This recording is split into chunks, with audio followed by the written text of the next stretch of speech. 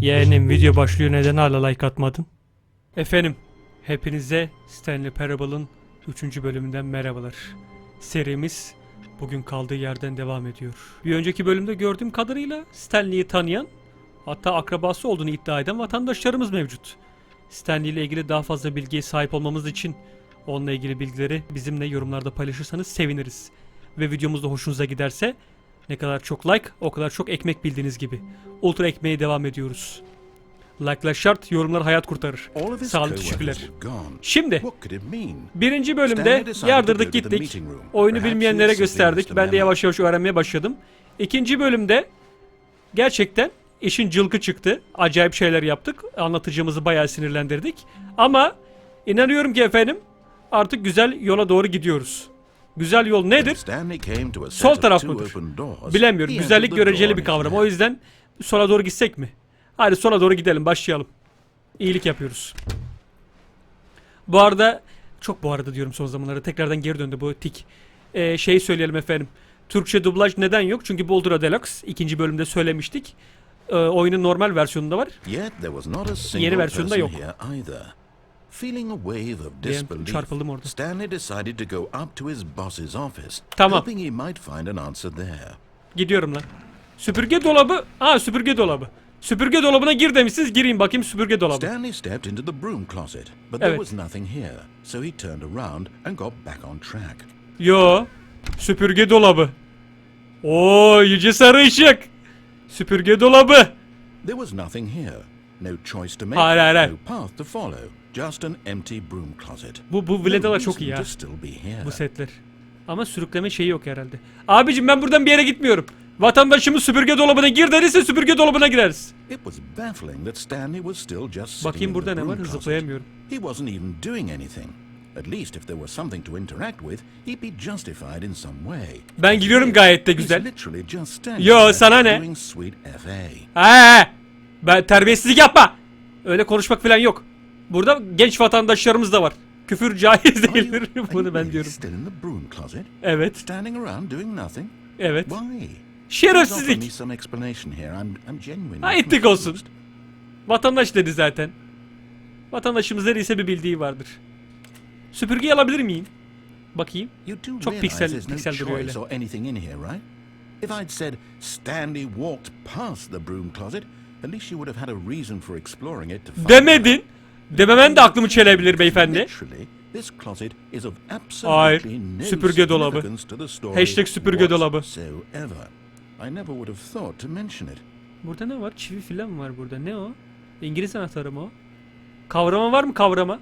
Rahmetli Nevcet çok severdi kavramaları. Başka? Yani.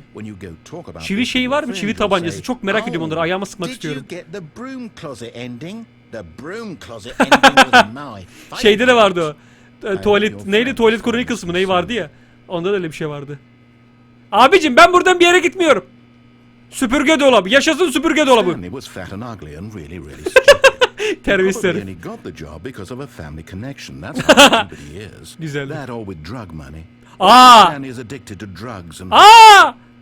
Terbiyesizlik mi ha? Bel altı vuruyorsun ha. Işıkla niye konuşuyorum bilmiyorum. Well, I've come to a very definite conclusion about what's going on right now. You're dead. You got to this broom closet, explored it a bit, and we're just about to leave because there's nothing here. When a physical melody of some sort shut down. Ya da şu kafama düşmüş de olabilir. Şu içindeki çivi kafama girmiş falan da olabilir, böyle Mortal Kombat'ın sonu gibi. Ya abicim istediğini söyle, bir yere gitmiyorum ben. Ama çok daralmaya başladım, bir kapı mapı açsak. The person at this computer is dead. Öldüm. They have fallen prey to any number of your countless human physiological vulnerabilities. It's indicative of the long-term sustainability of your species. Please remove their corpse from the area and instruct another human to take their place, making sure they understand basic first-person video game mechanics. Ya bırak. Geçtiğimiz bölüm gördük. Götürdüğümüz açık dünya oyunlarına hiçbir şey yaptırmadın. Terbiyesiz. Umurumda değil. Hayır. Hadi. Huga chaka, huga chaka, huga chaka, hu Hadi çift kale maç yapacağım. Ben şu çekeceğim, sen kurtaracaksın. Hadi tamam, yolla. Hop, hadi bakayım. Ver pası. Ver hadi bakayım. Kandırdı. Tamam gidiyorum. Ah, you too? Unbelievable. I'm at the mercy of an entire species. Keloğlan gülüşü. Fungus. Balık olabilir. Severim. Severim. Hadi bakayım, hadi Allah versin, hadi aslanım. Baş kapıya. Tamam, bu kadar şerefsizlik yeter. Kapıyı kapatalım. Artık gidiyorum. Çünkü neden, ben terbiyeli bir insanım. Hayır. Stanley walked upstairs to his boss's office. Ama aşağıda merdiven var. Aşağıda merdiven var. Şşş. Tamam, bir dakika, onun dediğini yapacağım. Gazanfer Pavyonları gizli şubesi. O ne? Not mu var orada? Not değil, birisi bildiğin şey yapmış. Vasiyetini yazmış. Merhaba. En sevdiğim sayı 11. Stanley just couldn't do it. Şerefsiz. Considered the possibility of facing his boss. Admitting he had left his post during work hours, he might be fired for that. Doğru. And in such a competitive economy, why had he taken that risk? Ekonomi de her zaman darbozdu arkadaş. Everyone had vanished. His Ne bu? boss would think he was crazy. Hangar, hangar, Stanley. tamam. TL! He thought to himself, TL görünce sevindim. maybe I am crazy. Çıkış. All of my coworkers Ben şey, blinking mysteriously devizi out of olan existence in a Almancı. single moment for no TL görünce reason at all. sevindim. None of it made any logical sense. Doğru. And as Stanley Dönüp pondered dolaşıp aynı yere mi this, he gidiyorum began ben? to make other strange observations. For example, why couldn't he see his feet when he looked down? Oh my god. Why did doors close automatically behind him wherever he went? And for that matter, these rooms were starting to look pretty familiar. Evet. Were they simply repeating? No, PT'ye hoş Stanley said geldiniz. to himself, this is all too strange. This can't be real. Bunlar çok garip. At Bu gerçek last, olamaz. He came to the conclusion that had been on the tip of his tongue. He just hadn't found the words for it. I'm dreaming, he yelled. This is all a dream. Fake atsam odaya. Relief Stanley Mesela felt şöyle. to have finally found an answer, an explanation. His co-workers weren't actually gone. He wasn't going to lose his job. Ya az biraz delilik He var ama o wasn't kadar crazy değil yani. after O kadar all. etkilemiyor. And he thought to himself, I suppose I'll wake up soon. I'll have to go back to my Korkuyorum boring doktor bey, real-life bardak mı job dökülmüş pushing buraya? buttons. I may as yazıyor? well enjoy this while I'm still Okuyamıyorum. lucid. So, he imagined himself flying. Abi He vallahi began özür to dilerim. gently float above the ground. Arabaya binebilir miyim? Imagined Uçuyorum himself lan! soaring through space on a Ha, tamam, bir magical an- starfield. Tamam. And it too appeared. It was Bir dakika, so bir dakika, bir dakika, bir dakika. Hayır, hayır, hayır, hayır, hayır. marveled that he had Hayır, hayır, hayır, hayır. woken up. Karartmayın, How karartmayın. was he remaining so lucid? And Hayır, then özür dilerim. perhaps the strangest question of them all entered Stanley's head. Durursam Why he was ölürüm. amazed he hadn't asked himself sooner. Arabaya binebilir Why miyim? is there a voice in my head dictating everything that I'm doing and thinking? Arada ben de kendime Now the soruyorum, voice biliyor was musun? describing Uyurken niye itself being konuşuyor bu diye. considered by Stanley, who found it Arabaya binebilir particularly miyim? strange. I'm dreaming about a voice describing Yok. me, thinking about how it's describing my thoughts, he thought. Stanley And while kanma he thought buna. it all very odd, Kanma and aklını wondered çelmeye if this çalışıyor. voice spoke to all people in their Bir yerde dream, durmam gerekiyor the truth sanki. was that of course, Ama hiç durasım yok. this was not a dream. How could it be? Was Stanley simply deceiving himself? Believing that if he's asleep he doesn't have to O take zaman responsibility for it? arabamın dibinde uyuyakaldım. Stanley is Dur as bakayım, awake durunca şey right oluyor mu? now Ne yazıyor as burada? he's ever been in Bir his şey life. yazmış. Tamam, Now, duruyorum. hearing the voice speak these words was quite a shock Hiçbir şey to yapmadan Stanley. dursam mesela. After all, he Uykuya knew for dalabilir certain, miyim? beyond a doubt, that this was in fact a dream. Did the voice not see him float Yok. and make the magical stars just a moment ago? How else would the voice explain all that? This voice was a part of himself too. Surely, if he could just... Ne He oldu? would prove it. He would prove that he was in control. Heh! That this was Nasıl a dream. ispatlayabilirim? So he closed his eyes gently, and he invited himself to Stanley wake uyan. up.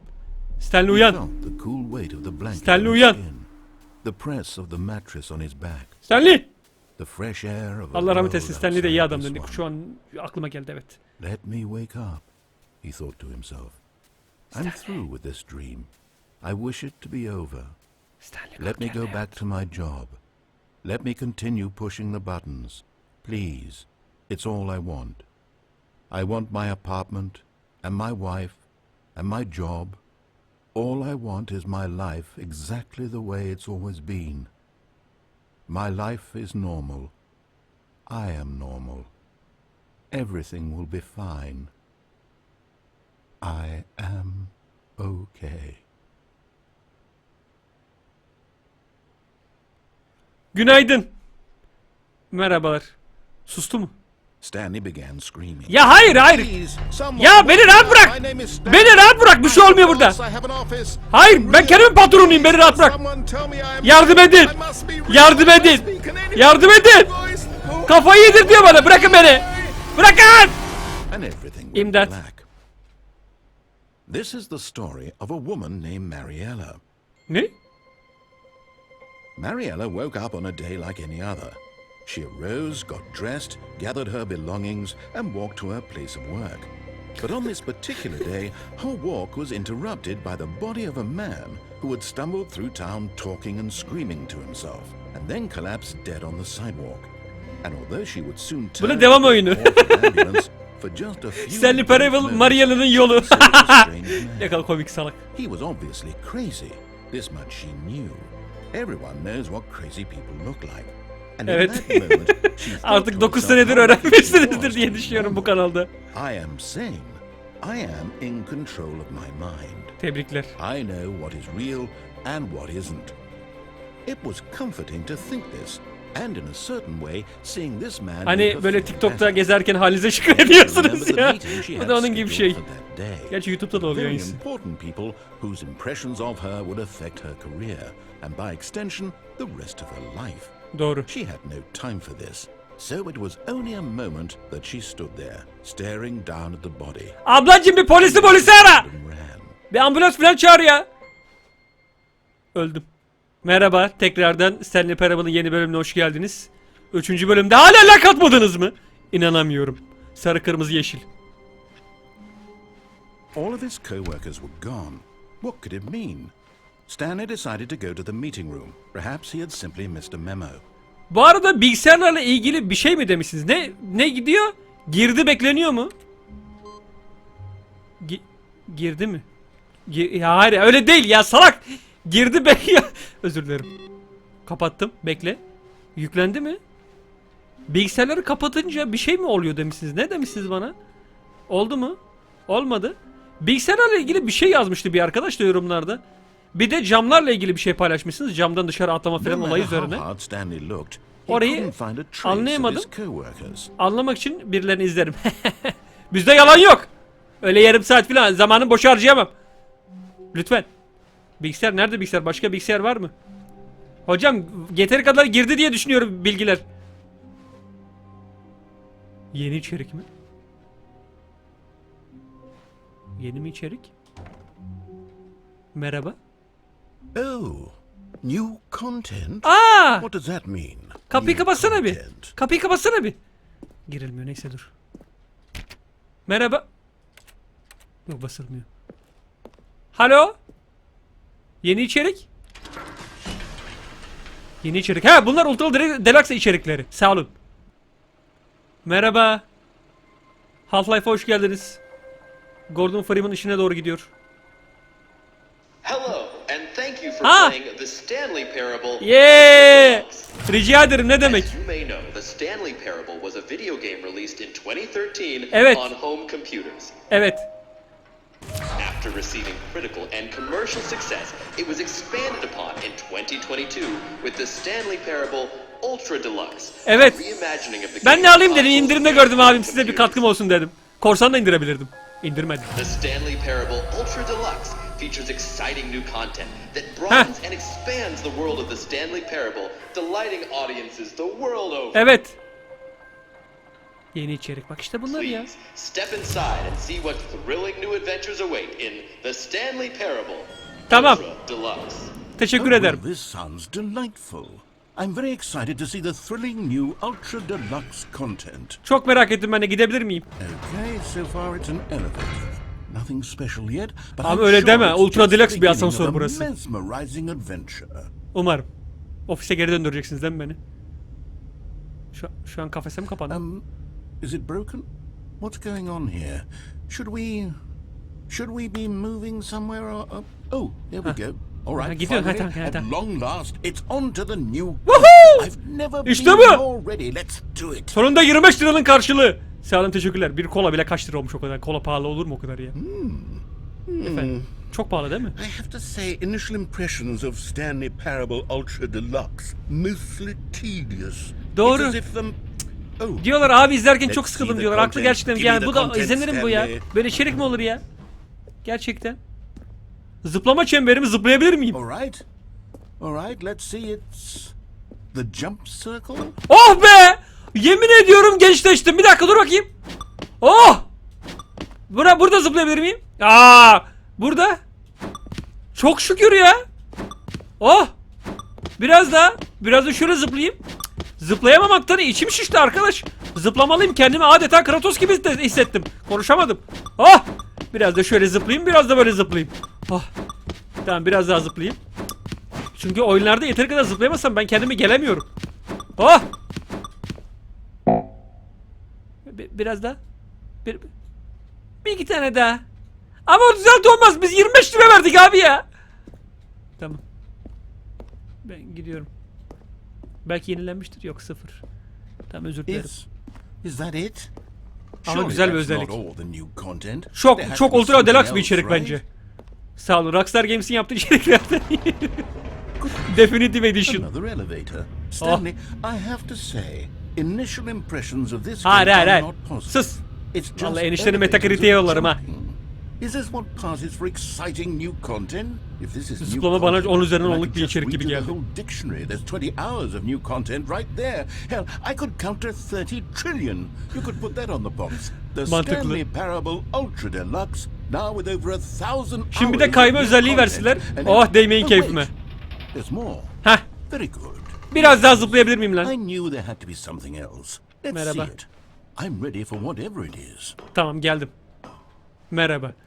Yeni içeriğin tadını çıkardığın için teşekkür ederiz. Oh, you've got to be kidding me. You see, 10 üzerinden 10'luk bir This DLC. is what happens when greedy video Mükemmel. game developers with no Adeta respect for their families Cyberpunk rush a Phantom cheap Liberty. expansion to market Oyun for sanki no mükemmel reason başarı other than etmiş to gibi make it DLC'yi de parayla easy satalım. dollar. And don't get me started on the level of craftsmanship that's gone into it. In fact, I'm looking right now at the game's achievements, and it's hard to believe one of them actually says, "Test achievement, please ignore." What Bir tane quality versene sağdan assurance başarım. department signed off on this? Mutlu olalım. I'm infuriated and I'm offended, and Ben- I intend to Niye benim yerime on konuşuyorsun? Twitter and hold them personally accountable. It's my fault, Stanley. I built up too much anticipation around the new content, Yok, I'm yok. afraid. It İyi, could iyi. never have lived up to such expectations. If you're still Ben with gayet me, eğlendim. Siz de why don't we hemfikirsinizdir diye just düşünüyorum. reset the game and we'll try to get back to what the Stanley Parable is really about. Yani No frills, no gimmicks. Just you Ben and me mutlu oldum ama- having a great time together like always. tamam. What do you say, friend? Yani olur ama. Ne oluyor lan? What?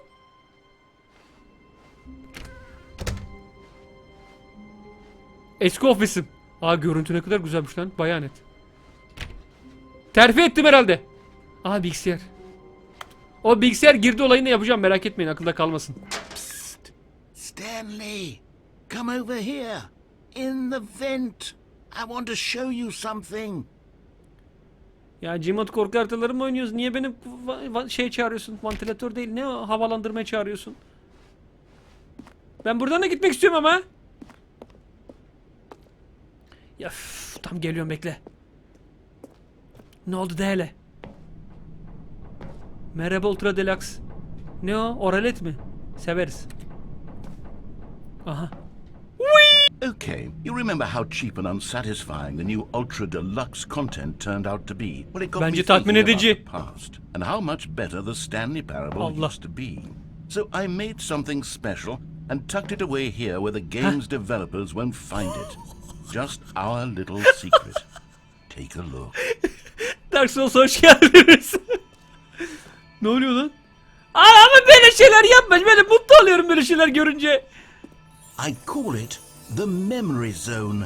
It's where I've been storing all my favorite memories so I can Açık dünya mı? relive the Açık peak dünya ise experiences 200 of lira my daha veririm. life Ubisoft'u çağırın. whenever I want. Experiences like the launch of the Stanley Parable on Şöyle PC. manzara çok güzel gözükmüyor mu? Adeta al kapak fotoğrafı yap. Sonra kimse izlemesin. Hadi böyle güzel kaliteli kapak fotoğrafları YouTube'da iş yapmıyor efendim. Daha çok böyle saçma sapan şeyler yapmanız gerekiyor ki izleyicinin ilgisini çeksin. You see, Stanley, doesn't the memory zone remind Kitap, you of how Collector Edition mı? wonderful Stanley Parable Fiziksel sürüm var mı was before efendim? it was sullied Aha, with a cheap dergilere falan da re-release? çıkmışız. Remember back in October of 2013, Evet. when the game originally launched? Back then, video games had integrity. Vallahi ya, Back then, katılıyorum. It all meant something. Benim alanım mı? Benim güzel alanım. Waste. Zaman hızlı geçiyor, unutma. Stanley Parable, teşekkürler. Aha, daha dün buradaymışım gibi gerçekten. Sizin güzel alanınıza giremiyorum herhalde, tamam. Bu nedir? Ha, 2014 Independence ne? Game Festival'den ödül. BAFTA ödülü mü bu da? Üstlenişsizmiş. Vay vay vay vay. Eski iyi zamanlar be. Daha dün gibiydi gerçekten. Videonun başı gibiydi, ofisteydim. Orijinal yeniden yapım. Ha tamam. Firefox. 2013 mü? Saat yanlış efendim.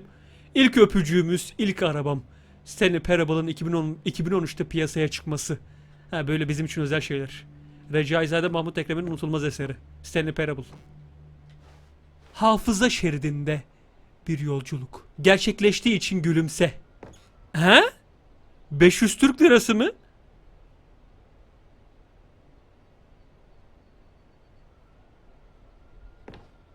Çeviri için teşekkürler. Eski zamanlar. Aha, ilk başarımım be. 5 yıl oyunu oynamayınca bu başarım açılıyordu. Şöyle adaylıklar falanlar filan var. Yeni video oyunu bugün duyuruldu. New York Times filan diye espriler var. Los Angeles Times filan. Evet. Thank you.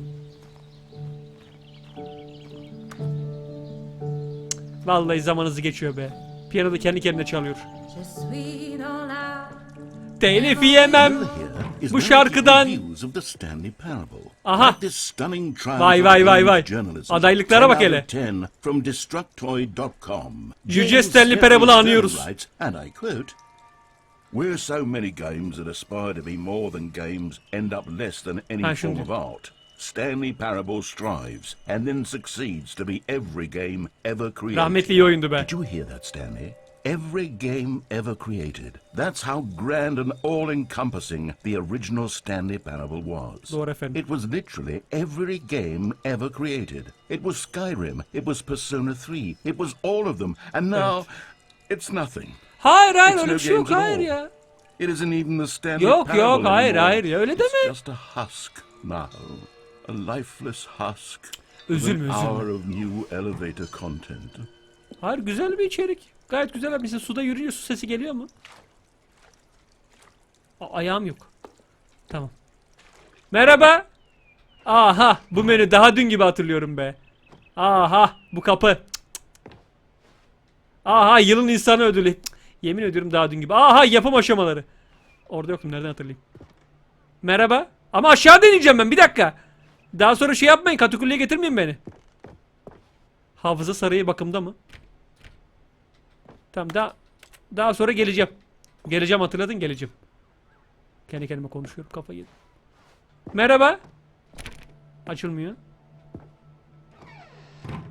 Merhaba. Here's another Niye moving merdiven passage, yapıştırana orayı? this time from Fake atıyor. GameSpot.com.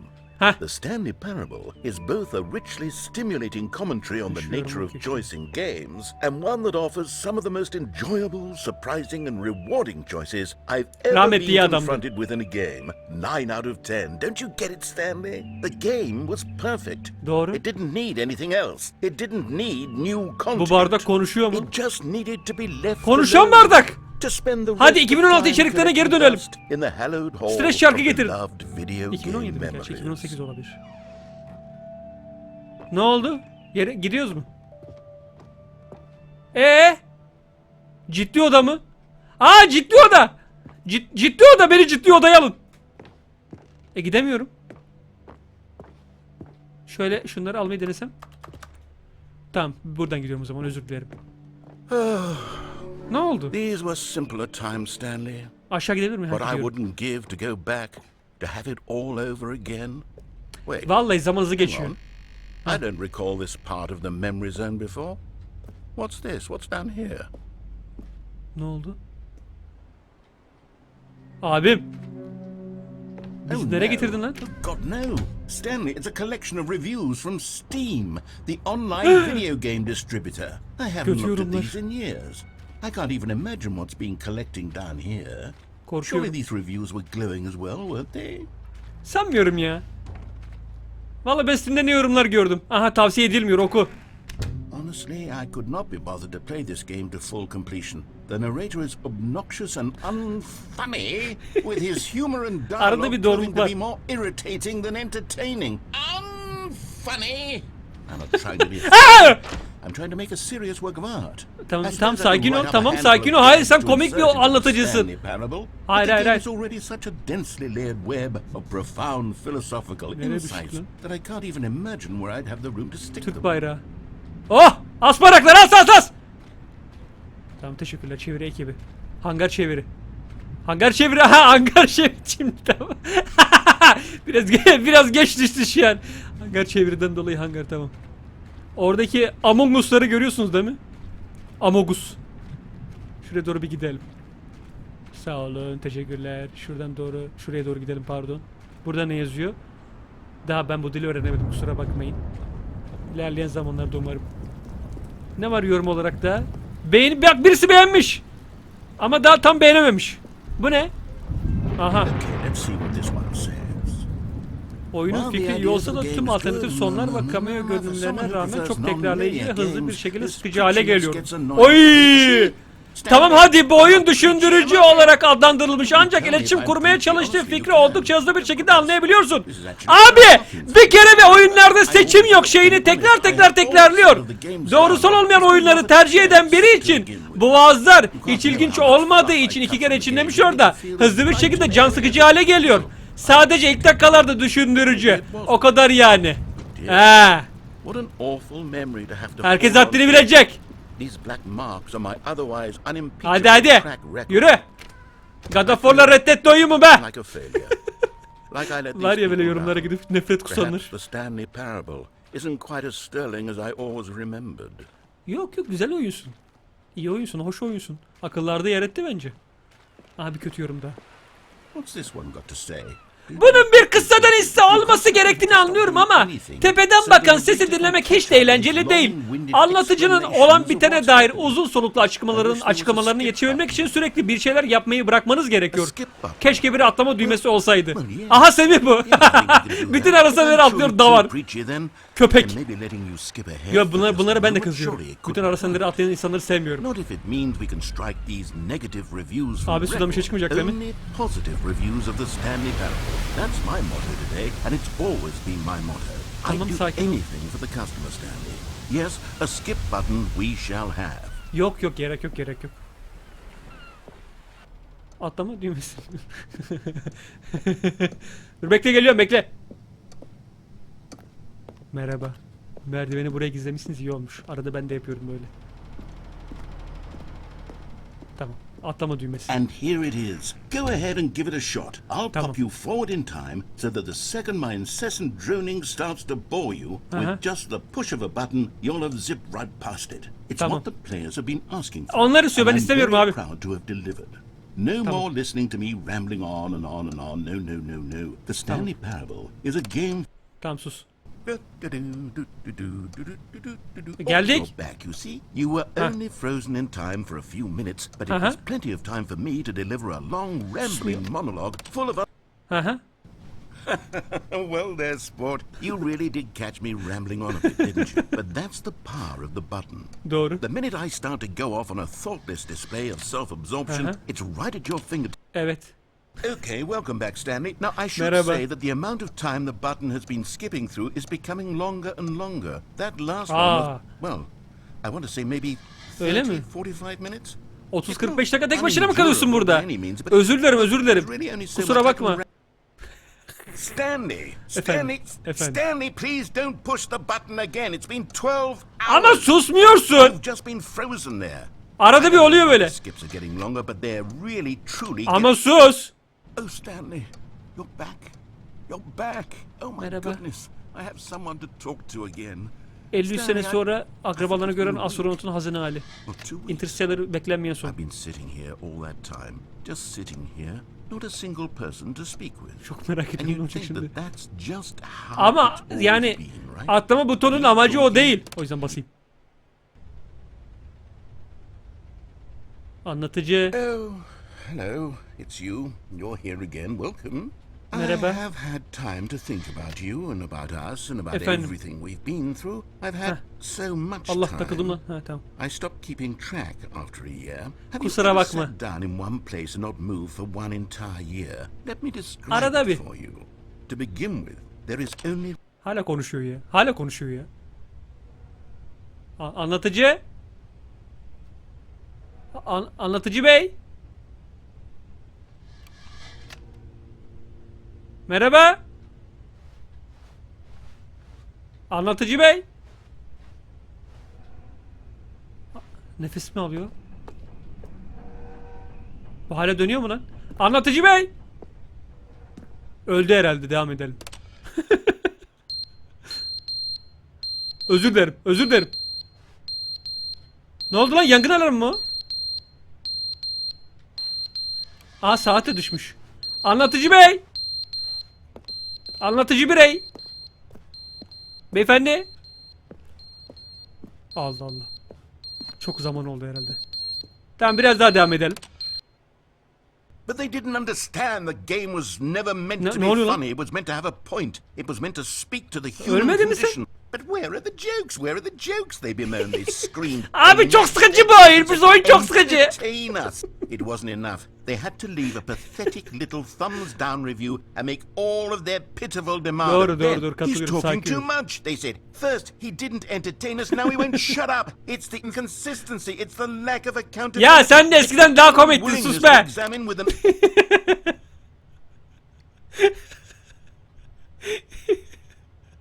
Eskiden buralar hep tutuktu. Merhaba. Tamam.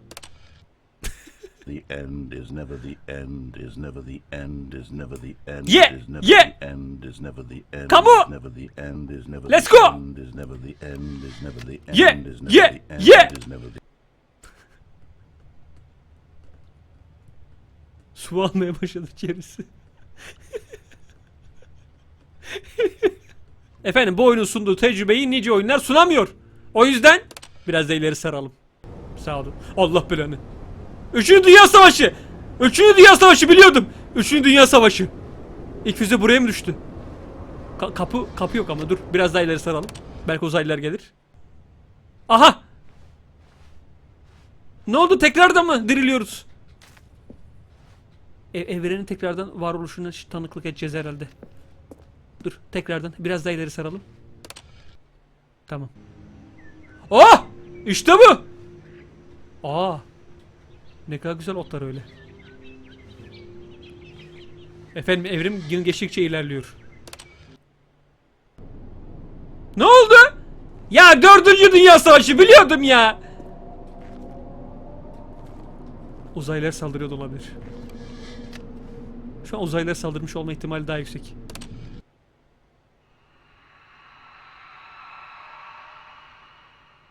Uzaylılar saldırdı.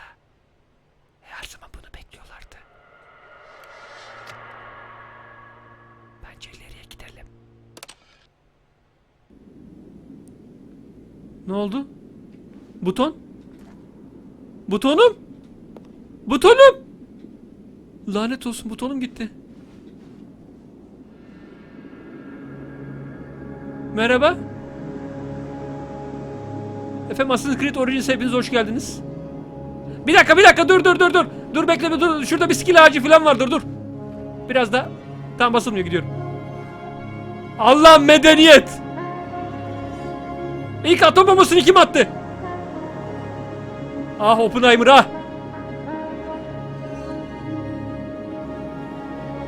Merhaba.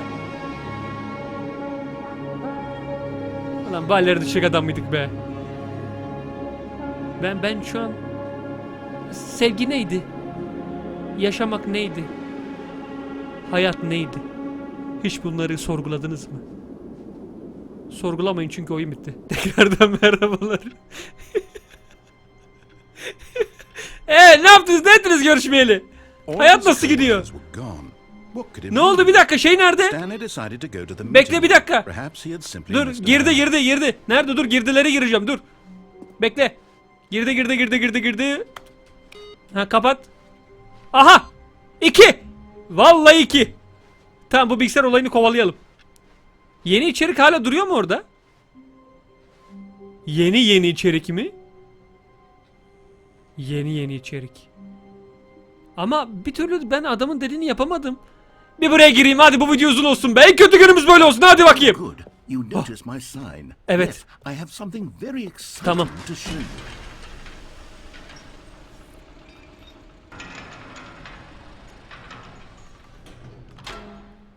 Merhaba tekrardan. Asansör merhaba. Sağ ol, teşekkür ederim. Stanley, I've been reflecting on the Stanley Parable and about how roundly disappointing this Ultra Deluxe Hayır. Ben gayet eğlendim. O çöl neydi öyle ya? Any new content for it should live up to that legacy. So forget this Ultra Deluxe nonsense. I say we take it one step even further. Which is why I'm very proud to announce Ne oldu? first time ever the Stanley Parable Nerede? 2. Bravo! İşte bu be! Son, asla son değildir. Tekrar. Vay. Çok mantıklı. Çok mantıklı. Adeta bir EA Games ya. Mükemmel. FC 24. FIFA şey yapıyorlar ya. Doğru. Yatırımcı vitrini. Hoş geldiniz. Hoş buldum canım. Merhaba. Calling it the Stanley Parable 2 is just so much catchier than Ultra Deluxe, don't you think? Ultra Deluxe. What does it even mean? But the Stanley Parable 2. Now that's an artistic statement right there. It's future oriented. Tebrik ediyorum sizi. Gerçekten sizi aydınlattığım için öncelikle kendimle, sonra sizinle gurur duyuyorum. Mükemmel bir yatırım. Herhalde. Dying Light 2. Geri döndüler. 2 kapı. 2 kapılı bir handa gidiyorum gündüz gece. Yeni içerik çıktı. Yeni içerik PT2. Evet, eski hali yeni hali. Oy, mükemmel. Mükemmel bir içerik. Ne diyor? 1. Daha fazla TSP. 2. Daha iyi TSP. Mükemmel. Ani fikir değişimi yapıyoruz. Sinerji. Tool artı harç uygulaması. Müşteri odaklı pazarlama. Bu kalem kırmızı. Bütünsel değerlerden yararlanın. 1-2. Birden sonra 2. Bence mükemmel tasarımlar efendim. Bu yatırımcı vitrini kesinlikle şahane. Evet. İlerleyelim şöyle. I haven't quite nailed down what exactly the Stanley Parable 2 is going to be, but let's take a look at some of the features I've been developing for it. Bakalım. I figure that if I can loosely organize a handful of interesting concepts, that surely the game will sort of naturally spring up around them. It'll all work itself out. Game development is much more of a fuzzy magic than anything scientific or logical. Güzel olmuş tasarım. Bence mantıklı. Gösteri katına bu taraftan gideniz. Tamam. Bir sorunlarım var, özür dilerim. Yeni özellikler, yeni içerik. Otobüse mi bineceğim? Otobüse binebilir miyim? Otobüs fetişim var da. Tamam. 2 fazla Dying Light 2'si. Gerçi 2'yi kırmızıya boyunca çok Dying Light 2'si oluyor. Oo! İşte bu be. İşte bu. Tamam. Oyunu oynayan oyuncunun adını söyleyen buton. Oo! Yeni içeriğe bak sen. Oyunda adını duy. Duyabilir miyim lan? Duyabilir miyim? For the Stanley Parable 2, I asked myself, efendim, what do players really want? Ne istiyoruz? And of course, the first and most obvious answer is that they want to be individually Doğru. recognized and validated as people. Evet. So with that in mind, my first addition to the game is this button buton which iyidir. speaks the name of the person playing the game. Tam karardı, evet. Wonderful. Basabilir miyim peki? Basamıyorum. Zıplama ama çok istiyorum ya. Zıplama iyiydi bu arada. Bu buton oyunu oynayan oyuncunun adını söyler. Stanley zaten. Jim. Sorry, Jim mi? I should have clarified. Right now, the button only CewoHere ile Jim birbirine çok yakın zaten. Yok. Bizimkiler zaten ilk Jim ismini koyacaklarmış da sonra da izin vermemişler. Önemli olan niyet. Tamam. CewoHere efendim bundan sonra kanalı ismi. CewoHere. Öyle bir YouTube var mıydı lan? Sanki bir içerik üretici var mı? I want you to imagine yourself living as Jim. Sleeping and waking as Jim. Falling in love and being heartbroken as Jim. Seizing all of the world's Kahvaltılı gevrekle güne possibilities başlayasın as Jim. geldi. Çok And Jim'lik bir as hareket Jim, gibime geldi. watching your dreams crumble into dust. Ama CewoHere'in davranışları da olabilir, o Are bilemiyorum. you really Gibi truly dizisinde öyle bir Jim bölüm right vardı. now? Aklıma If geldi. so, then please step forward and press the button. Tamam. Jim. Oh! Yes, you Jim. see, what a thrill, what a rush. That was you. The button described you. Do it again, Tamam. do it again. Yapayım. Ya da yapmayayım. Gidebilir miyim ben? Çok aşağılamış hissettim kendimi. İlla yaptıracak sanki. Öyle hissettim. Kapı açılıyor mu? Açılmıyor. Tamam. Yapacağım Jim. Jim.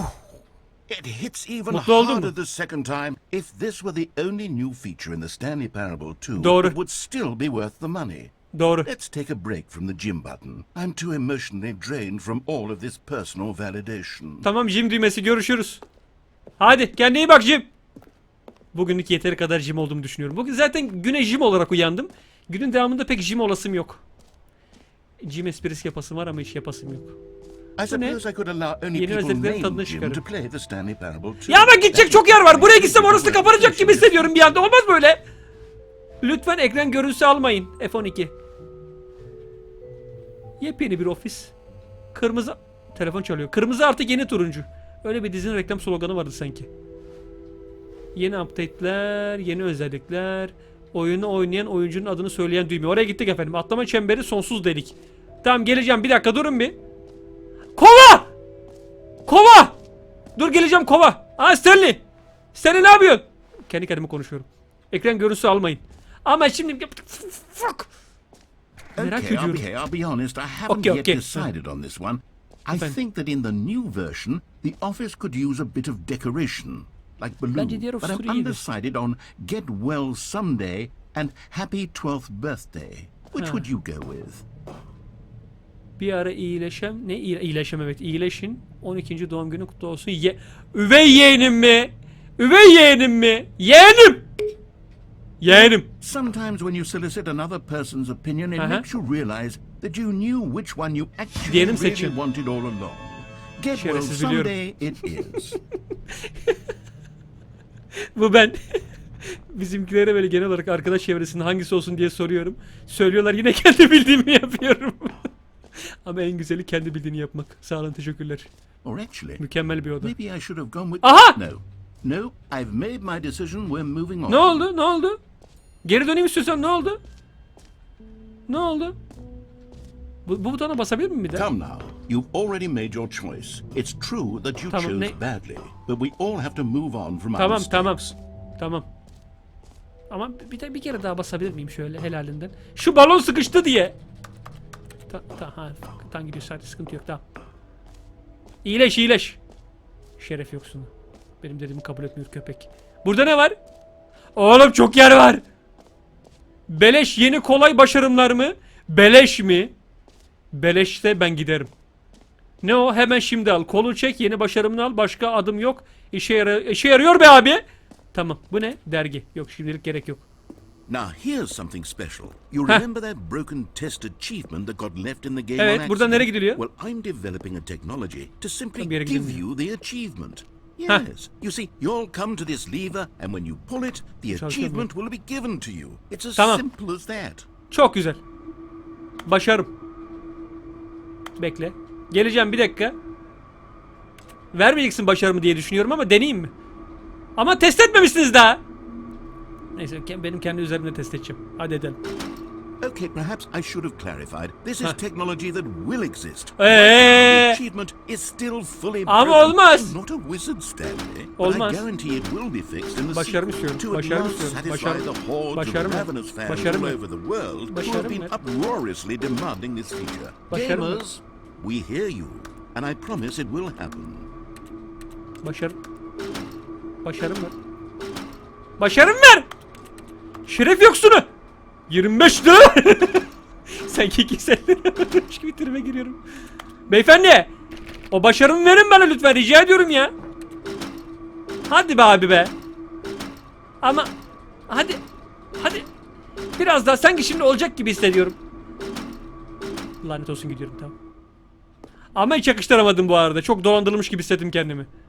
Teşekkürler, amaç da o zaten. Tamam, tekrardan hole geri dönelim. Şimdi efendim, bakacağımız çok şey var, bekleyin. No, sonsuz boşluk. Gideceğim oraya, bekle. Bu yeni, ne yeni? Onları bulabilir misin? Bata, ne? Collectibles. Now it's a real video game. In the Hello? Stanley Parable 2, you'll run around gathering up these miniature Stanley figurines. And what's truly innovative is that there will be no reward for collecting all of them. I don't want to stifle the intrinsic joy of watching a number go up. You simply collect all of them and then you move the hell on with your unremarkable life. Çok mantıklı. Stanley Parable şey mi? Action figür mü? Vallahi o herhalde. Yalnız şu burası biraz ürkütmedi değil. Vallahi birisi kolumdan tutarsa şu an bırakır giderim oyunu. Woohoo!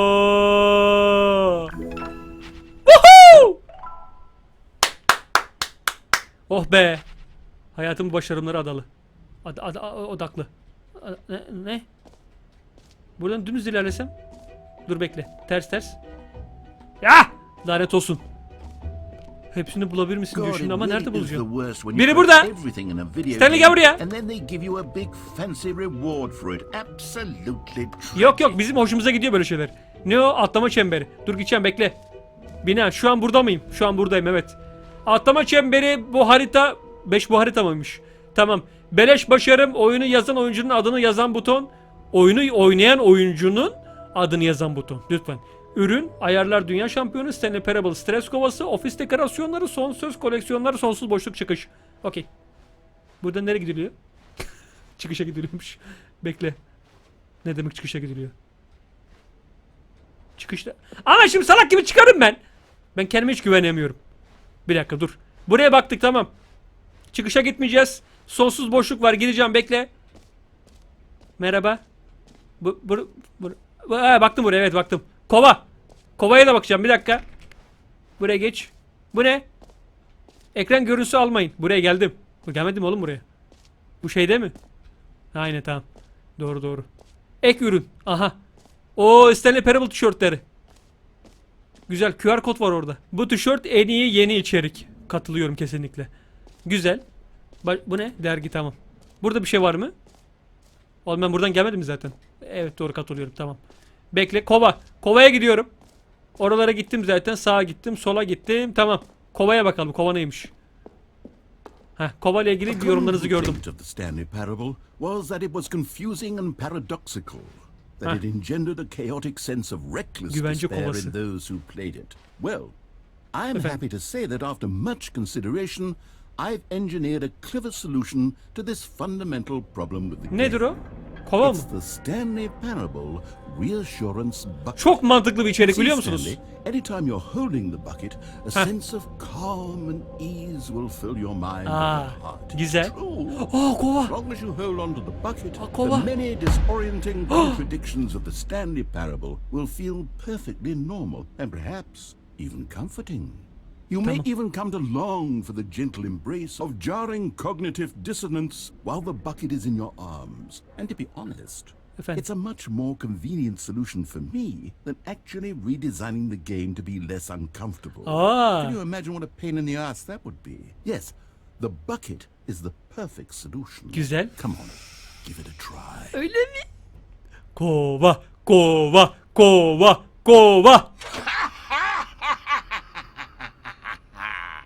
Can you feel it? Hissediyorum. Glow of comfort, even in the face. Hayır, şu an adeta bir ferahlama geldi. İstersem içine kusarım, istersem yani pislik yapabilirim. Beni kovamla yalnız bırak. Ya git. Başka bir şey var mı lan burada? Kovayla gezeceğim lan. Bu benim kovam. Kapıyı açmış şerefsiz. Stanley Parable 2. Ya bu benim kovam, sana ne? Bu benim güvence kovam. Aa işte. Yürüyün gidin lan. Kimse benim kovamı sorgulayamaz. Oh kovacım gel. Bunlar sana layık değil. Senin değerini bilmiyorlar kovacım. Does anyone give out awards for most enjoyable bucket in a video game? Bilmiyorum. That really should be an award if it isn't already. Ben kovamla geziyorum. Susar mısınız lütfen? Çıkış var orada. Buradan alın. Yok onu geç. Sonsuz boşluğa gitmedik. Buradan nereye gidiliyor? Sonsuz delik. Oradan gidiliyor. Ayarlar dünya şampiyonu. Bedava başarım. Ayarlar dünya şampiyonu mu? Merhaba. Ayarlar dünya şampiyonu. Ayarlar dünya şampiyonu. Ayarlar dünya şampiyonu. Stanley, Aha. here's an idea that I'm truly fond of. It's never been done before in a video game. This is in fact a hole that you can fall down forever. That's right. Sonsuz boşluk. Infinite falling. You can fall until the end of time if you like. A stunning leap forward for video games as a medium. Vallahi mi? Kapıyı kapat, kimse görmesin. Kapı olsaydı görmezlerdi. O zaman giriyorum ben. Hadi.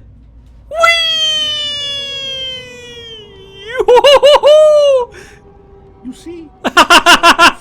One of my Yeah! concoctions if I Kovamla birlikte mükemmel maceralara gidiyorum. Since you've gotten to see the infinite hole, you can press the teleport button to pop back up to the top and we can continue onward. Yok. Sonsuz delik. Sonsuz deliğe devam.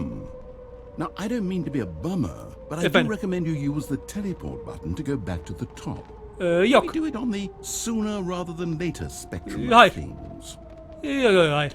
Sonsuz delik. Sonsuz delik gayet iyi. Oh. Böyle güzel güzel gidelim. Stanley, I don't know quite how to say this tactfully, but it's possible that I slightly exaggerated the infinite Sonsuz nature of delik. the hole. Is it a very, very deep hole? To be certain it is. It's an extremely deep hole. Deneyelim görelim I don't aslanım. want anyone to say that it isn't an astonishingly deep hole. It is. Is it Görelim. infinite? Well, that sort of depends on your definition Fark of etmez. infinity. Ha gidiyoruz. Daha da From gidiyoruz. one Oh! perspective, the infinite is merely Sanki bir philosophical an... in nature. Lan. It's more of a... Hey, well, good for you. You found the bottom of Terbiyesiz the hole. herif! You found me out, Stanley. Ayıp You ettin lie ha. and cheat and you're so clever. Look, I think the issue here Hem de is kovalı bir just that zekiyim. you're unusually fascinated Şöyle by duran da daha iyi falling. duruyor. What normal person actually wants to fall infinitely? I Ben- figured the hole was as deep as anyone would actually need. Don't you put this on me. Ya benim için Maybe you're böyle the şeylerin problem. önemi yok.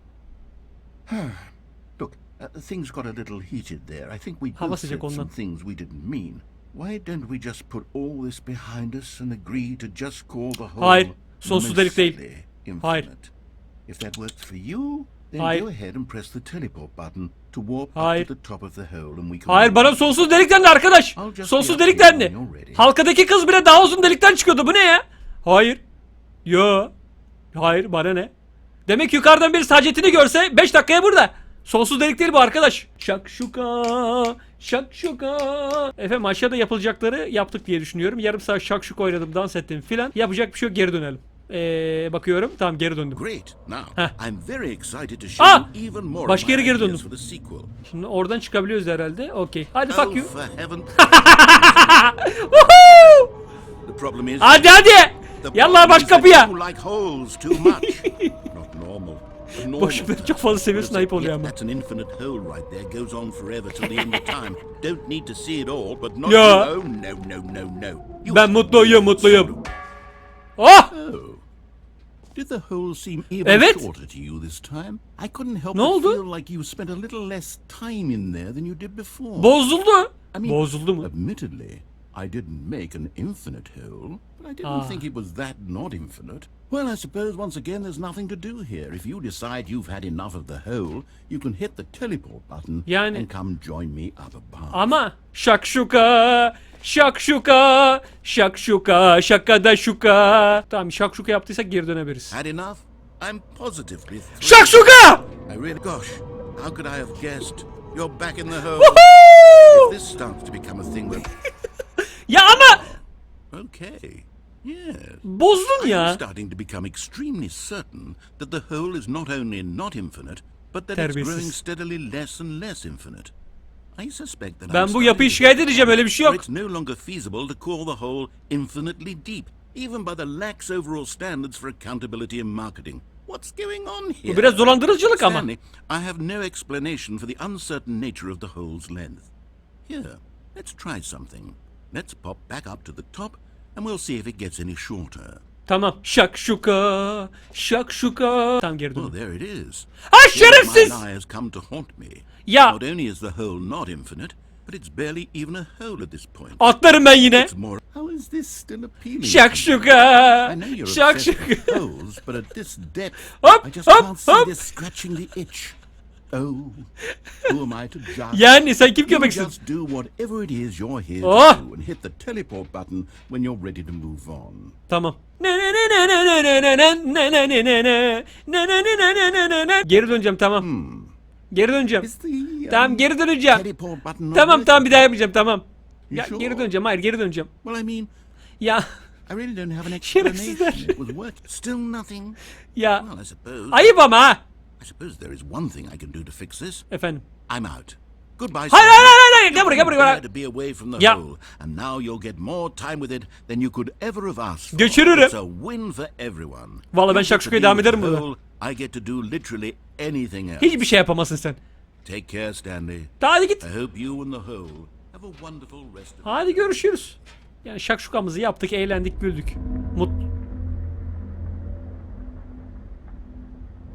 Sonsuz delik. Aa, yeni kupa. Merhaba. Ne oluyor? Şu an gerileyim mi? Ne oluyor lan? Sonsuz delik çalışıyor. Sonsuz delik. Sonsuz delik. Sonsuz delik. Ne oldu? Ne oldu ha, ne oldu? Hadi aslanım. Sonsuz delik gidiyor. Oh. Hadi sonsuz delik. Sana inanmayanları inandır. Woohoo! İşte bu ya. Efendim, sonsuz deliklere inanın. Gün gelecek, her yer sonsuz delik olacak. Ya sonsuz delikler, obrukları karıştırmayın bu arada lütfen. Obrukların bir sonu var. Oo! Oo! Stanley! İşte bu! Adamın hası! Stanley! Sonsuz deliğe gidiyor. Helal olsun be! Kovasıyla birlikte gidiyor. İşte o gidiyor. Sonsuz deliğe gidiyor. Şakşuka yapmaya gidiyor. Onun adı Stanley. Ona kimse inanmadı. Ama o inandı. Sonsuz deliğe giden sonsuz beyinli adam. Stanley. Helal olsun be. Algılarınızı değiştirin derken değiştireyim. Oo! Hadi bakayım. Yok, diğer şarkı daha iyiydi. Yok. Hayır, bu değil. Bir diğeri. Bu iyi mi? Stanley! Stanley! Stanley! Yuhuu!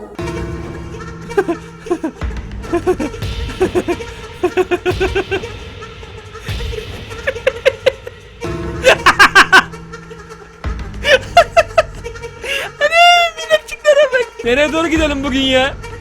Bugün biraz daha farklı. Stanley! Hayır, yürü git. Stanley! Hayır ya. Oh, good, you're awake. It seems you had sort of dozed Ya. off there, drifting away. Ben into ya mutluydum öyle ya. But we can't have that, Stanley, because this hole is just so darn fascinating. Hayır that I ya, want hayır you to ya. be wide awake for every second of it. You don't want to miss Ya. a single moment. So Ben how güzel about if I gidiyordum. just pop in from time to time and wake you up to keep you really truly Ama sonsuz focused delik on çok the eğlenceliydi hole? beyefendi. From the looks of things, you and I will have many, many years here in this hole. Ya, and I'm burası looking iyiydi. forward to all of them. Stay Ama- alert, Stanley. I'll be back. Toodle pip. Ben ne güzel oynuyordum. Gelmiş burada bana uyan diyor. Ne güzel oynuyordum. Şeref yoksun. Sonsuz delik. Sonsuz delik, sen mi geldin? Sonsuz delik. Ah be! Şşş. Sessiz olun. Sonsuz boşluğa gidiyoruz. Ses çıkarmayın. Kimseye haber vermeyin. Hayır. Lanet olsun, kapatmışlar. Burası da bozdu. Bu mekan eskiden daha eğlenceliydi. Neyse, ben çıkışa gidiyorum. Yakıştıramadım yalnız. İşe yarar bir özellik vardı, onu da aldınız. Aha zıplama çemberi. Ama sıfırlanmış. You know what? Yeah. Let's bring the jump circle Ha. back for Stanley Evet, Parable evet. 2 as well. It's oh wait. Bitti. You already spent all your jumps the first time we saw the jump Evet. circle. Evet. Oh well. Biraz versene be. I suppose it can just be a nice decorative piece then. Ama niye? DLC olarak alırız. 50 liradan satarsınız zıplama özelliği diye. Oh! Mis. Mükemmel. Tamam o zaman bu yeni onları gördük zaten. Başka dur bakayım arkada bu yeni deden başka bir şey değil mi? Burada ekstradan bir şey geldi mi? Yok o şeyi aldık. Tamam ben gidiyorum. Gezeceğimi gezdim diye düşünüyorum. Herhalde. Yani umarım. Ha çıkışa gidelim. Ama sonsuz delik ne kadar güzeldi öyle. Sonsuz boşlukta ben delik demeyi tercih ediyorum. Daha All right. böyle Have you seen uygun everything oluyor. you wanted to? Evet gördüm Ready efendim. to move on now? Hı hı. Aa. Tasarım iyi olmuş ya. Sonsuz delik. So Stanley, bir an what do you benzettim. think? Do you like all of the new features? Beğendim, Yes, beğendim, I gayet know it's not güzel. exactly clear yet how exactly these features will come together as one single coherent video game, but I can feel yere it in varıyor my muyum? soul. Yok. It's going to work. There's definitely a good game in there Güzel, somewhere. güzel ya. Say, let's do an experiment. Heh. I'll arrange these new features together and we'll see whether or not it coheres into a meaningful gameplay experience. Tamam. Deneyelim. Okay. Are you ready? Hazırım. Here it is. I give you the Heh. Stanley Parable 2. Oo! Güzel. Aha 2 tane başarım orada. Güzel. Well, I mean, there's Var, potential var. here, right? Var, It's çukur da orada. sort of- Tamam. Okay, never mind. Delik. Hold on. Hayır, hayır, hayır. Do a different arrangement. Beni de oraya alsanıza. Okay, yes. This is much better. I feel good about this. Here we go. Version 2. Bakayım. Yani Who am I kidding, Stanley? diğer tasarım daha This iyiydi. isn't a coherent video game at all. It's a lot of gags. And I Hayır, do very hayır much ya, öyle enjoy deme, öyle deme. creating gags, but they don't add up to anything. Bence I wanted more than anything to create a sequel buradan that atlayabilsem- would capture all the magic of the first game. I wanted fans to love it. No matter how good these gags are, they won't stand on their own. They would need the structure and the gameplay of the original. Wait, maybe that's it. I can take the original Stanley Parable and simply, well, insert a few of my new features into it. Doğru. Peacefully, of course. Doğru. With respect. With care for the vision and integrity of the original game. Would it Mantıklı. possibly work? Bence yarar. Suppose it could, but it would need a really Ama sonsuz deli de güzel bir yere tremendous eklersek böyle. title screen. A title screen that says with bold and uncompromising conviction, "This is the Stanley Parable 2." Let me see if I can whip something up. Tamam. All right, perfect. Bakalım. Go ahead. Take a look. Aha! Stanley Parable 2. Emeği geçenler. Emeği geçenin oyuna başla. This is the story of a man named Stanley. Stanley worked for a company in a big building where he was employee number 427. Employee number 427's job was simple. Evet. He sat at his desk in room 427 and he pushed buttons on a keyboard. Orders came to him through a monitor on his desk, telling him what buttons to push. Sanki daha fazla şey yazıyor gibi şu an. Ha yok yazmıyormuş. Ulan Stanley yine This mi? is what employee 427 did every day of every month of every year. And although others Aha bayağı şey yazıyor orada. did it solely, Helal be Stanley be. Stanley relished every moment that the orders came in, as though he had been made exactly for this job. And Stanley was happy. Çok güzel. And then one day something very peculiar happened. Stanley Parable 2'ye hoş Something that would geldiniz. forever change Stanley. Something he would never quite forget. He had been at his desk for nearly an hour when he realized that not one single order had arrived on the monitor for him to follow. No one had showed up to give him instructions, call a Balonlarına meeting, tüküreyim. or even say hi. Never in all his years at the company had this happened. This complete isolation. Something was very clearly wrong. Shocked, frozen solid, Stanley found himself unable to move for the longest time. But as he came to his wits and regained his senses, Aman aman, he got nereye up from his geldik? desk and stepped out of his office. Allah Allah burayı çok yakından hatırlıyorum burayı. Sanki böyle Daha dün buradaymışım gibi gerçekten. Balonları her yere atmış. All of his co-workers were gone. Dur bir dakika. What did it mean? Şey nerede? Stanley decided to go to the meeting room. Perhaps he had simply Bilgisayarları missed a kapat. memo. Bir dakika, No bilgisayar matter o how girdi hard girin. Stanley looked, Balonu nereye he bağlamış couldn't biz find kapat. a trace of his co-workers. Bekle dur. Bilgisayar. Kova! Kova! Kova! Stanley picked up the bucket. Kova! Kovam geldi. İşte bu be. Bunları da buraya yerleştirilmiş. Bir dakika, şu bilgisayar olayı nerede? Onu çok merak ediyorum. Aha, gitmiş. Yeni içerik yazısı burada değil miydi? He? Stanley clutched the bucket tightly to his chest and entered the door on his left. Tamam. Hiçbir şeye karşı gelmiyorum. Çünkü elimde kova var. Kendimi mutlu, huzurlu hissediyorum efendim. Kovam var çünkü benim. Benim kovam beni korur. Still no one was here. Evet. Stanley needed the bucket's warmth and comfort now more than ever. Hayır. Perhaps his boss's office Her süpürge was arasına where he'd girmeyeceğim. find answers. Bu arada şeyle ilgili yazınızı okudum. Coming to a staircase, Kova ile Stanley ilgili and the bucket şu ana kadar walked yaptığım bütün upstairs sonlar to var the ya, boss's baya office. son var ya. Hepsine kovayla birlikte girersem farklı diyaloglar oluyormuş. Aynı son farklı diyaloglar oluyormuş. Sırf kovayla girdim diye. O yüzden yapımcıyı tebrik etmek gerekiyor. Özel tuvalet mi? Anam, kartlarım çok konuşuyor. 1000 tane seçenek eklemişsiniz arkadaş. Patron odasına gidiyorum. Aha. Aha, vallahi 3 oldu. Son 2 kaldı. O 2 bilgisayarda bulursam var ya, GTA 5 indireceğim. Tam patron odası. Sakin. Patron odası. Oh, geldim. O tuvalete sonra gireceğim, merak etmeyin. Office, Stanley was Neyse, evet. once again stunned to discover not an indication of any human life. Vallahi kimse yok. Crushed by the weight of this Kapaştırıyor mu revelation, lan? Stanley may have broken Buraya down girmeyeyim into an emotional dumpster Kendimi fire yakabilir if miyim? not for the soothing presence of the bucket. Even now, in his darkest of hours, did the bucket's şey warmth and guiding light pierce the dark clouds of confusion and chaos. Oh, kovam benim It be. would be with him. Canım always. dostum benim be. The bucket would. Oh, canım And he benim. knew it. Bir kürek, The bir two kova. of them were Ayrılmaz ikili. inseparable. At this point, Stanley was so absorbed in the Ah, şifre. tender spiritual connection he shared with the bucket that he didn't notice the keypad behind the boss's desk.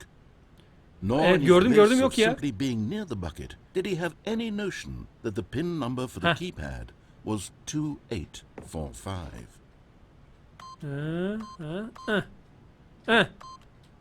But Stanley guessed the correct code by sheer luck. Hadi lan oradan. Was it that the bucket Kovam not sayesinde, only kovam. was Evet. the bucket guiding him?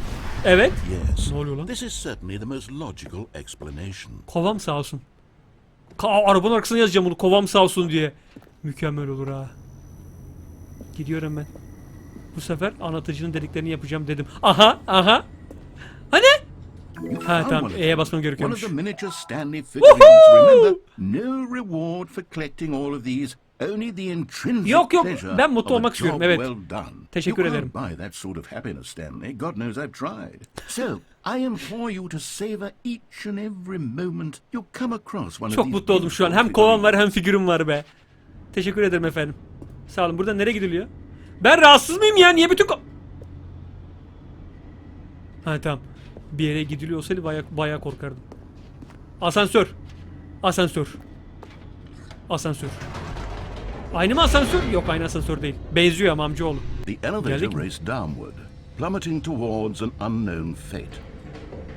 It would be all Stanley could do to keep himself together, if not for the bucket. Soothing him, Kovam benim comforting be. him, Canım kovam benim reassuring be. that in Kovayla this ilgili darkest metinler moment of değişiyor dediniz, bunlar uncertainty, herhalde. he would be Aynı alright. olay, sadece kovayla yazılar The değişiyor. bucket is here for you, Stanley. Everything will be fine. Canım kovam benim be. Ne? Kovam kurtardı. Stanley and the bucket belanı. walked straight ahead through the large Zihin door that kontrol read, tesisi mi? Mind control facility. Ama çıkış da var buradan. Tamam, bu bölümde denilen her şeyi yapıyorum. Diğer bölümde orada burada şurada kalan şeyler vardı, gördüğünüz üzere, hatırlayacağınız üzere. Onları yapacağım, merak etmeyin. Daha yapacak çok şey var çünkü. Zihin kontrol testine hoş geldiniz. CewoHere. The lights rose Oy. on an enormous room packed with television screens. Ohohoho! What Turumun Show'a hoş horrible geldiniz. secret did this place hold? Stanley and the bucket both wondered to themselves.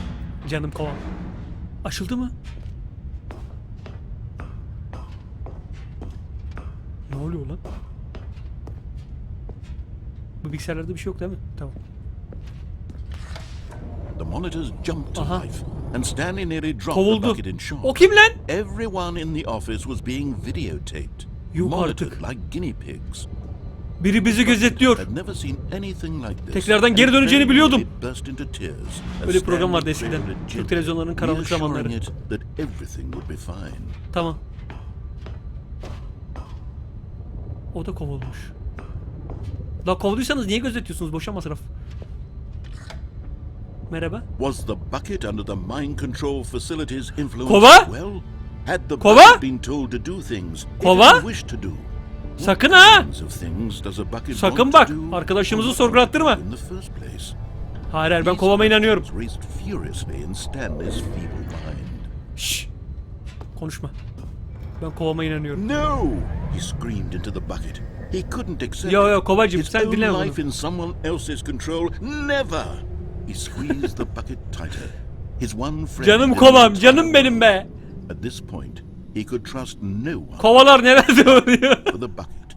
Ben bunu böyle uzatıp gidebilirim. Merhaba. But here was the proof. The heart of the operation. Zihin Controls kontrol durumu, labeled çevrim with dışı mı? emotions, happy, Açın or lan. sad, or content. Walking, eating, working, all of it monitored and commanded ses from geliyor. this very place.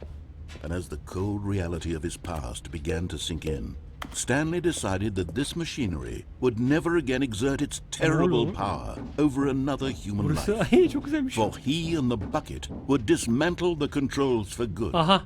Two best friends, Stanley Yeah. and the bucket, up against the world. Bu şey kova sonları They güzelmiş. high-fived in a really cool way. Çak bir. And the bucket made Hate a sassy be. comment about taking down the Çevrim system. dışı hali. Buradan geçiliyor mu? Geçilmiyor. Tamam. Büyük ihtimal içeriye doğru ilerleyeceğiz. Ben yine de şuradaki tuşları bir deneyeyim. Yoksa bir yerlerim şişebilir. Sağ olun. Teşekkürler. Teşekkürler. Thank you. Tamam. Geçiyorum. Geçtim. Zihin kontrolleri boşta. Girdi bekleniyor. Aha! O girdi olayı bir olay mı lan? Bütün girdileri giriyordu ki o şey bilgisayarları filan. Sistem gücü. When at last they came to the source of the room's power, Stanley and the bucket Açık knew it was kapalı. their obligation to put an end to this horrible place and to everything it stood for. Aman tanrım. Açalım mı? Hadi açalım. But at the last second, the bucket jumped in and pressed the button to turn on the Ya hayır be. controls. Stanley gasped in horror. Had this been the bucket's plan all along? To take over the machine and claim the power for itself? Kova? The bucket had betrayed him like this. Stanley was prepared to Kova? throw the bucket away in disgust when suddenly an image appeared upon the enormous screen. Birds. Kova? Silly birds. The control buttons became active Bunu yaptı again. mı bana gerçekten Kova? Kova bunu bana gerçekten yaptı mı Kova? Sana soruyorum. Ha. Stanley flipped through one video of silly birds Dur, dur. after another, and then bakayım. it dawned on him. This wasn't a mind control bakayım. facility Wow. at all. It was Oh. a facility for monitoring and surveilling Ah. silly birds all over the Oh. world. The mind controls were only a facade baykuşlar kalsın. to disguise its true intentions. Fikrim çok ani değişebiliyor. Bucket known this all along. Acaba bütün Stanley bilgisayarları marveled açınca at o the girdi metal bekleniyor dedi genius ya, in bütün his girdileri hand. tamamlayınca bu The one sistem who had çalışıyor mu? pointed him towards this Aman tanrım. incredible discovery. Kova bu senin fikri miydi? Stanley and the bucket never found freedom because they spent the rest of their Bütün bilgisayarları lives açınca bence here in this olacak. place, flipping through live streams of the silliest Aptal deme birds şu kuşlara. imaginable. Lütfen. Of all the possible paths his life could have taken, Dur şunları this izleyelim. one Ha, çok was güzel bir surely the best. And Stanley was happy. Çok şükür. Vallahi bugün de mutluyuz. Kovamla birlikteyim. Aptal kuşları izliyorum sizin deyiminizle. Mutluyum ben be. Efendim. Stanley Parable'ın uzunca süren ve gerçekten şaşırtan, bizi mutlu eden, değişik şeyler sunan, yeni içerikleri de size sunduğumuz sonuna hoş geldiniz. Artık bölümümüzü bitiriyoruz. Diğer bölümde yarım kalan işleri halledeceğiz. Diğer sonları göreceğiz. O girdileri, camdan çıkmaları filan halledeceğiz. Tek isteğimiz videomuz hoşunuza giderse like fırlatmanız. Videoyu da buraya kadar izlediyseniz şakşuka yazmayı unutmamanız. Ve şimdilik bizden bu kadar. Görüşmek dileğiyle. Sağlıcakla kalınız. Atman sizinle olsun.